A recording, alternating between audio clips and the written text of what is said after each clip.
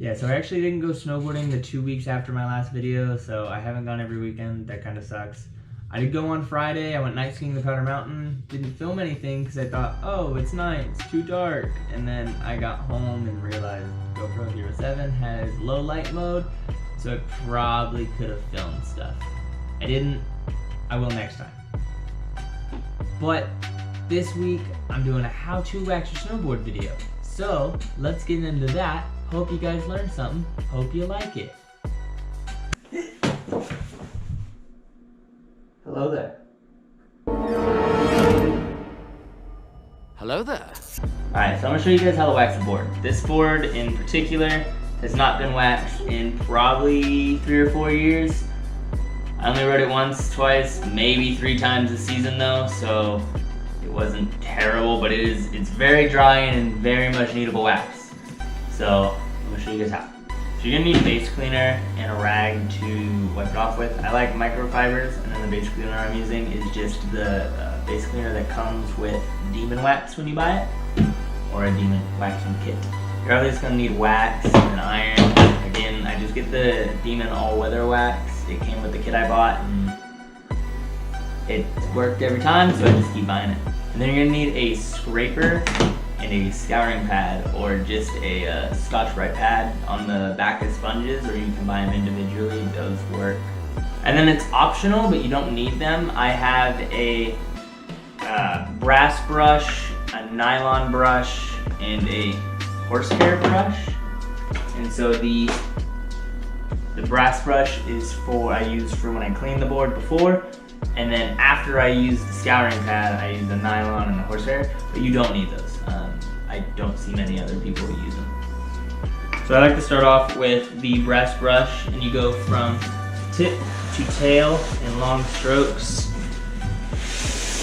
And this is to clean the board and get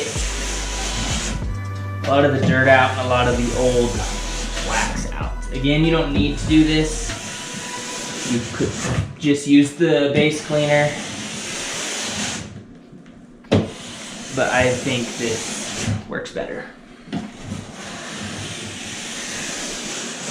And I'll just get some of that excess wax off with the rag before I spray the base cleaner on.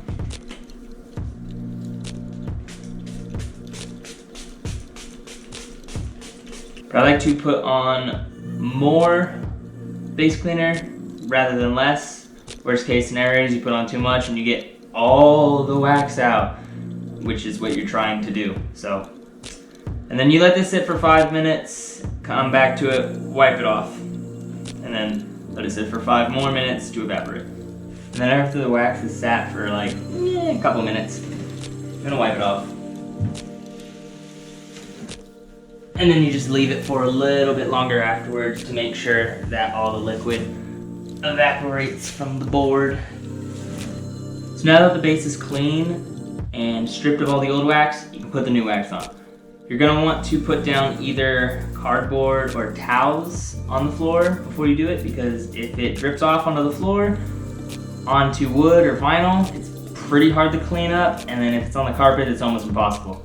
So either put it on cardboard towels or put it outside. Also, this board doesn't have bindings on it right now. If your board does have bindings, you're gonna want to either loosen or take them off, because the heat from the iron can separate the board. It can cause separation where the inserts are if it's too tight. And you do want to use a snowboard wax iron, or just a wax iron. You don't want to use a normal, like your mom's iron, because one, you'll probably get in trouble. 2, the wax irons are more consistent in heat. They don't have holes in them, and they distribute the heat more evenly.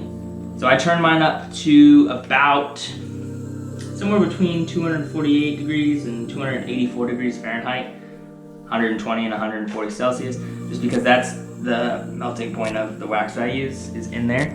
You don't want to leave the iron on the board, not even like this, because it might fall over. So while it's heating up, just set it to the side. Don't let it fall over, because you don't want your house to burn down. Now that the iron's heated up, you're going to want to drip it around the edge of the board and also in the middle.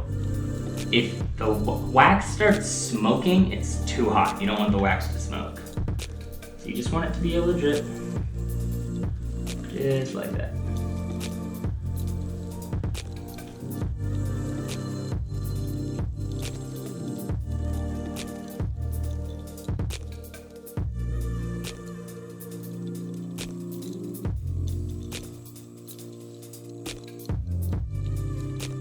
I do prefer to use more wax rather than less.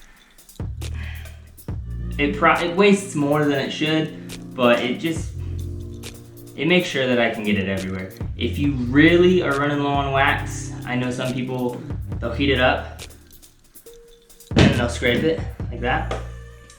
I've never had luck in that, and it doesn't put like any wax on the board, so I don't do that. Once you've got the board absolutely covered in wax, you're gonna want to spread it around. Make sure to always keep the iron moving. Never stop it. If you stop it, you can heat up the board too much, cause delamination, cause separation. Stuff you don't want.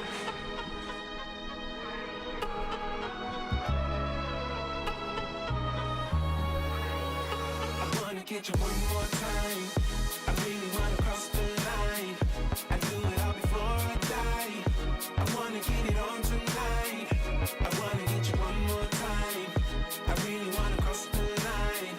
I wanna get you one more time. Now that you have wax over the entire board, you're gonna want to go really slow over the whole thing with the iron, making sure to heat up the board just enough to get the wax into the pores and not just on the surface of the board. The P-Tex material the bottom of the board is going to be made out of actually has pores in it, like skin, and so it will absorb the wax. So I always like to start from tip to tail, because that's where you're going to be riding. And I'll normally make 2 passes at about the center, about here, and then 2 more passes lengthwise on the edges. You want to pay close attention to the edges because that's going to be where the board gets dried out the most.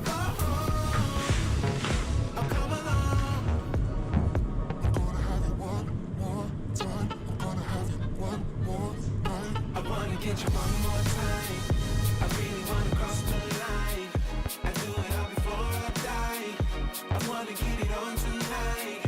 I wanna get you one more time. I really wanna cross the line. I wanna get you one more time. One more time. One more time. One more time. Ooh, this time I wanna take it slow.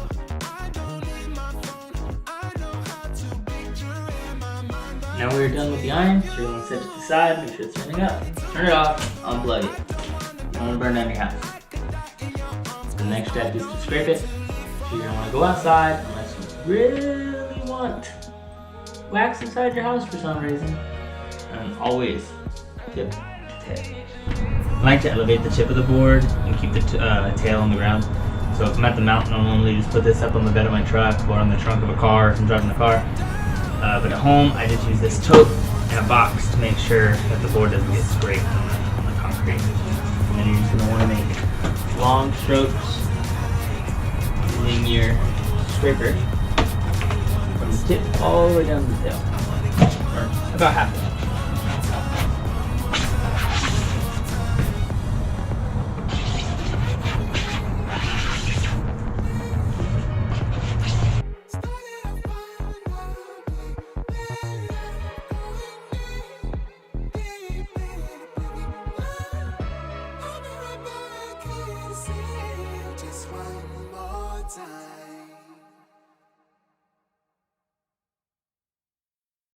And then before you put the scraper away, you use the crook of it to get your edges.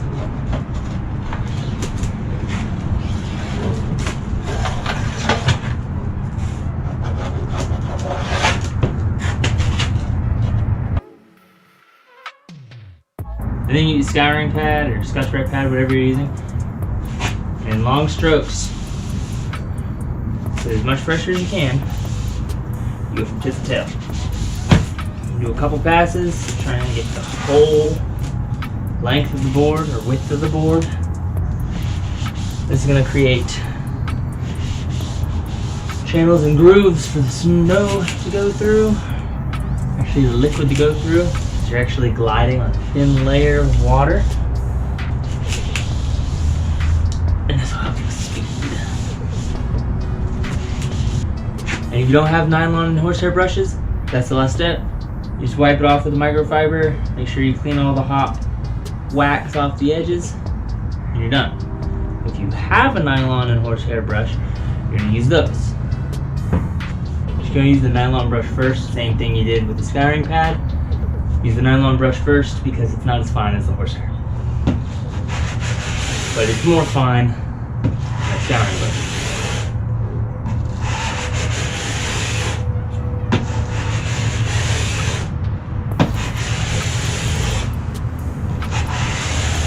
And lastly, horsehair.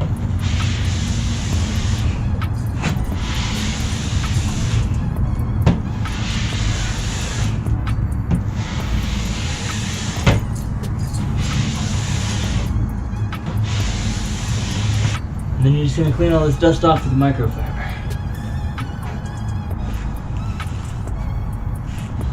Still going tip the tail. And there you have it. Freshly waxed board. I recommend doing this every 5 or 6 snowboard days just to keep it consistent. Make sure you stay waxed. And, you do this and save yourself 20, 40 bucks depending on what shop you're going to. And a lot of shops will probably not do it the way they're supposed to also. So there's that.